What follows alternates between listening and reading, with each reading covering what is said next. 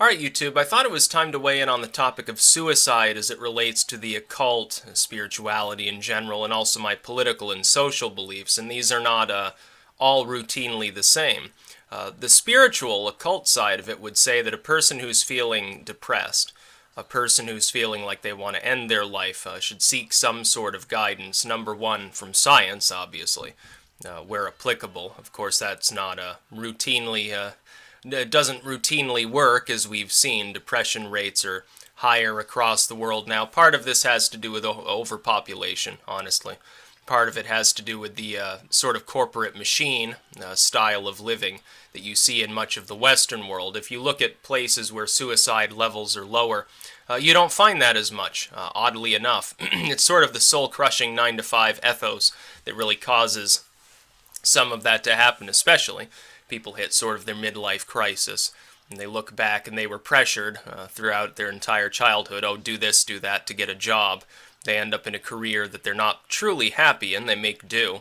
Then they realize they have really nothing to show for it, and their kids are entrapped in the same sort of monstrosity, and that's really where a lot of it comes from. My political view, and that's separate from my spiritual view, my political view as a classical liberal or libertarian, or someone who at least leans that way quite strongly, is that suicide should not be illegal. If a person is not nuts, then they should have the right to do that. They should have the right to end their life. They should be able to do so unperturbed by the state. They should be able to do so in a humane manner. They should have access to the means to do that. And I understand, obviously, if someone is truly suicidal, it's not a cry for help. It's not just a moment of really bad depression. They actually mean, like, they have cancer or something. They're like, well, I'm not dealing with chemo. I'm not dealing with this crap. I'm just going to kill myself. They're going to do it anyway. The fact that there's a law against it is retarded, honestly. The idea that the state has any claim over the lives of the citizens of that state is retarded. That's not real. There is no social contract in that sense. The person has the right to maintain their life. A person has a right to stay alive. They also have the right to not be alive if they choose to. My spiritual view would be that I don't believe in fate. That's important to know. But I do believe that people, if they seek the spiritual, not the religious, not the theistic, you can do that if you want, but the strictly spiritual, you will find that you are capable generally of alleviating the reasons why you'd be suicidal in the first place. Health complaints, of course, aside. There's not a whole lot to be done. If you are diagnosed with terminal cancer, conducting a bunch of rituals is presumably not going to be of much help. It's a biological process. It's largely separate from the spiritual. I understand that there are a lot of New Agers who would like to believe that if you rub a crystal and think happy thoughts, your cancer will go away. Or that if you smear cannabis oil on your legs, it'll cure all your problems. I don't believe in that. I don't believe homeopathy works for that. I know there are some that do. They're taking anecdotes out of context. It's an improper sampling of what actually happens within medicine, and that's my belief. I believe in science as far as that goes. It's much like I expunge creationism in favor of evolution. That can coexist with my spiritual beliefs completely, because I don't have a problem with observing selective forces, because it has absolutely nothing to do with the occult, for the most part. In fact, it corroborates some occult principles, which I think people would find very funny. Occultism is more scientific in that sense, by far, than most of the organized religions of the world, let's face it. But I do believe that people, if somebody, they have people around them, maybe who rely upon them, maybe who love them or whatever, they should attempt, generally speaking, they should attempt to live with any condition they have. It's a mental condition, it's a physical condition, it's just a sense of being let down by life. They should try to continue going on for the benefit of others. If they find it impossible to do that, though, they have every right to take their life in a humane way. Now, some countries already have this. There are several countries in the world where suicide in an assisted sense is legal. But you don't even need to have assisted suicide. You simply need to understand that the state has no right to make any law against suicide. That being said, if a person has clinical depression or some other recognized, scientifically corroborated condition that's screwing with their mind and causing them to feel suicidal, to feel extremely sad or let down, then you can address it properly without suicide.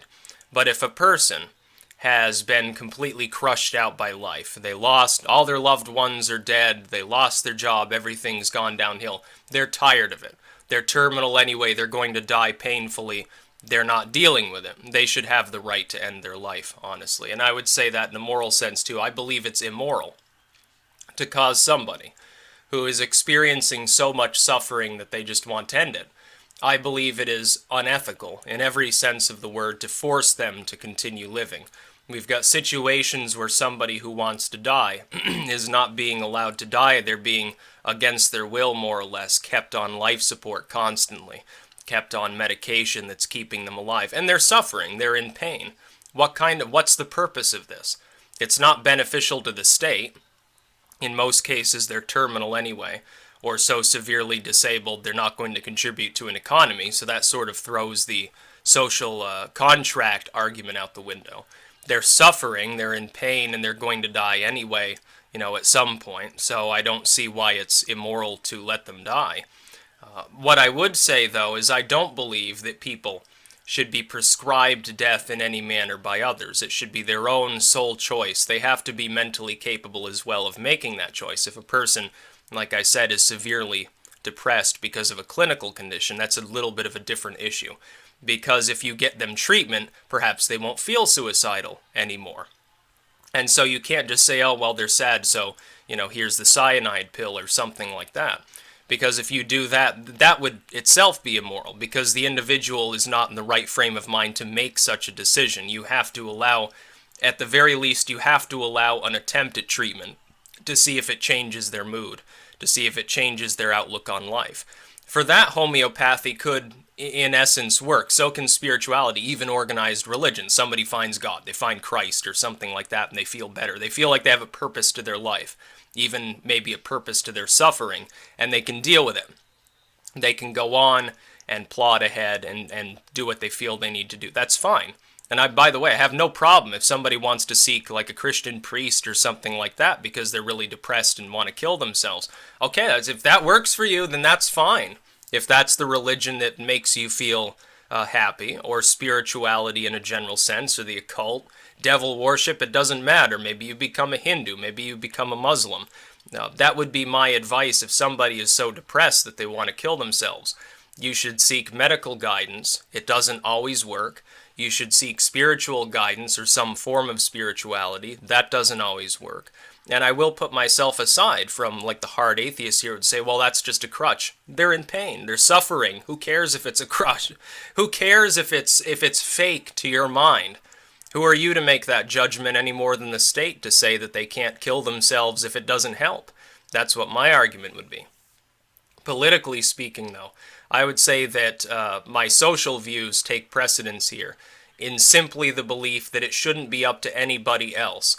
If a person who is in their right frame of mind, they've tried treatment, they're terminal or they're just constantly depressed, they've sought medical help and it hasn't worked, they haven't found anything in any spiritual branch, let them kill themselves then. They should be able to do it humanely. They shouldn't have to lock themselves in a garage and gas themselves with car exhaust. They shouldn't have to jump off a bridge.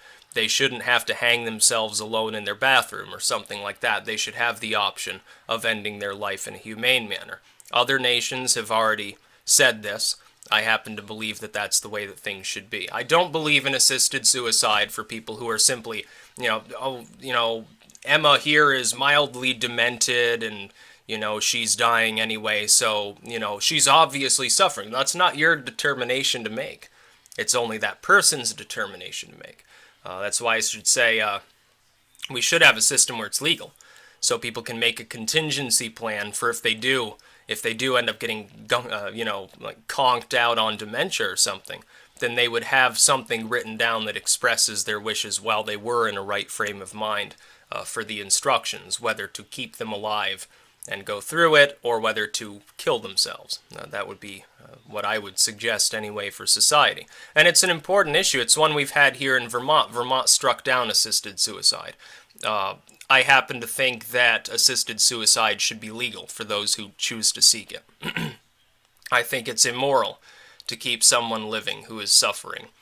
If there's nothing that has proven to be able to alleviate that suffering, then it should be their choice to make. It's not the state's choice, their family's choice, their friend's choice. It's not their neighborhood's choice, their locality's choice. It's their choice. It's their body. It's the same basic principle behind the pro-choice movement. People just often don't want to conflate the two, even if they're advocates for the latter, because they don't want to be associated with like Dr. Kevorkian or something like that. Well, I have no problem with Dr. Kevorkian or any of that other stuff.